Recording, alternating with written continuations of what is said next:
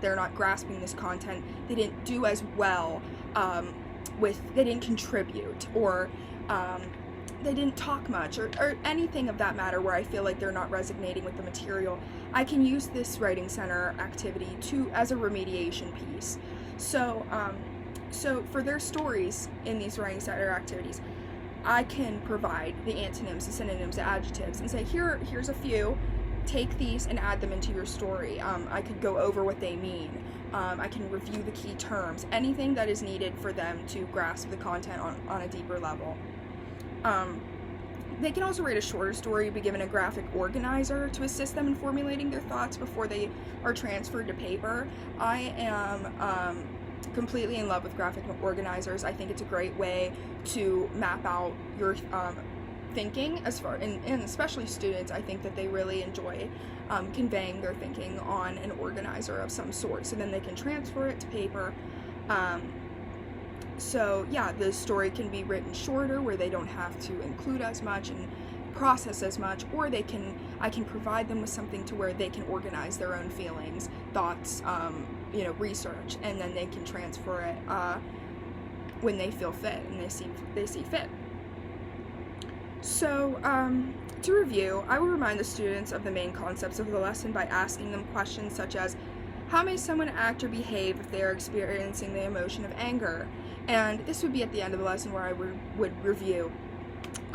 Or how would you treat somebody who is sad? This allows me to observe if children are thinking and processing the idea of emotions on a deeper level. I've said deeper level so many times, but like I said, it is so important. The interpretation of this lesson is important. I want students to interpret this completely, like deeper than surface level.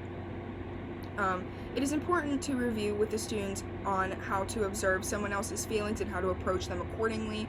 I will also observe how well the students conceptualize vocabulary role play through how well they executed their presentations and dramatizations, because like I said, vocabulary role play is very important within this lesson, and I'm hoping that they will take their presentations and really create a great role play from what they've already researched, because they have the bread and butter. They just need to put it with the meat and potatoes, and you got a great meal there. So informal assessment, the educator, me, will make observations throughout the entire lesson. Although content is centered around emotions, children are also adventuring into transferring data onto a technological outlet such as a presentation, while also expressing themselves through a dramatization. It's, like I said, it's very interactive. They are doing this on their own. I am simply helping. I am assisting when needed. I am providing feedback. I am giving ideas, but I want them to, do this on their own. All of these activities are taking place while they are manipulating vocabulary words, utilizing antonyms, synonyms, and adjectives. I can take note of how well children are collaborating together as a group and how well students are working together to create their presentations and skits, because collaborative learning is very important, especially in this lesson. As an individual assessment, I can observe how well students are conceptualizing emotions and using antonyms, synonyms, and adjectives for the reflective writing piece. I've mentioned that already. So, extension. For further practice at home, I think that it is important that students take this home with them and they talk to their parents about emotions, because I feel like I know a lot of people who are not emotionally in sync with their parents. Their parents do not understand how they feel. They have a hard time expressing themselves to their parents, and I really would love to I obviously cannot control the home lives of my students, but I would love for them to just start trying to open up just a little bit, maybe forming that connection, that bond, before they enter middle school or high school, where the teenage years kick in and it's harder. So extension. So for further practices at home, I will pick a short book for each student to read from our classroom library. Like I said, this is a short book. From there, I will present the children with the task of reading the book and writing down 3 instances where the main character experienced an emotion. throughout like the story that they're reading. When students arrive to class the next day, they will share what book they were assigned to take home and what 3 emotions they noticed the character experienced as they read. And this can be done independently. This can be done, I would like it to be done with a parent or guardian. If not, that's fine. But I think it's important for them to, I'm giving them information or letting them, research their own information about their emotion. But I want to see how they respond to picking it out themselves. So I think by them writing it out and them explaining it and then me providing feedback or, asking questions such as, why did you pick that part out of the book? Or why did you pick this instance to write down? I think that also helps them interpret deeper emotions or how they're conveyed and how they see it being conveyed, and how to, console somebody who is experiencing a certain emotion. So that's basically it for the lesson. Unfortunately, I wish I could act it out. I wish, even with fake, pretend students, I wish I could. But like I said, it's very hard. There's really not much for me to do. It would have to be all student, it's interactive. That's just basically all I can say. But I think it's a great lesson. I think it would really get the point across. I think it's fun. It serves in multiple ways. Students have free range to work with technology. They have the skits that they're presenting. There's that piece, and then there's writing in it too. Like there's so many aspects into one lesson, which I think combine together very nicely.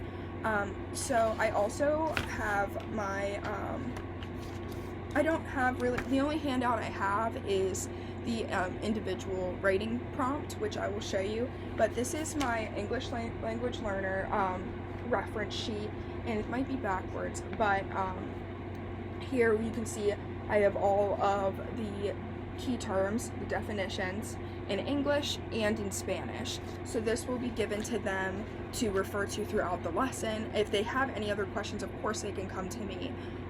But I figured that this would be a great thing for them to have and to keep, and that way they can use it for present and future reference.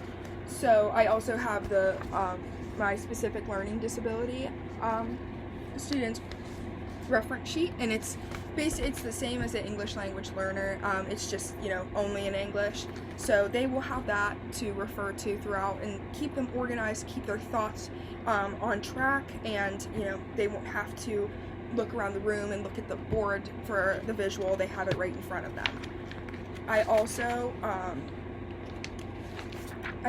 have emotions with pictures reference sheet for my student with the organization disability, and this just has each emotion: happy, sad, angry, surprised, and scared.